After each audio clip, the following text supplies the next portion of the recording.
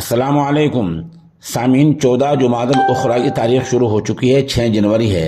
खबर का उन्वान है, अदालत में जलेबी बाबा को जिना का कसूरवार मान लिया है। सज़ा का ऐलान कल यानी शनिचर के दिन होगा।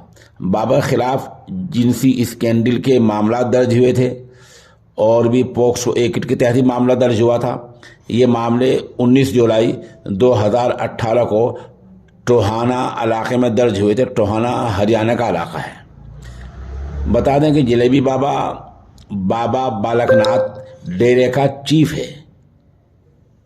उस वक्त पुलिस जांच में ये बात सामने आई थी कि बाबा ने 40 खातिन को अपने यहाँ बुलाया, उनकी वीडियो बनाई, उनकी इज्जत लूटी, उनसे पैसे भी ऐंठे और बाद में उन सबको ब्लैकमेल करता रहा।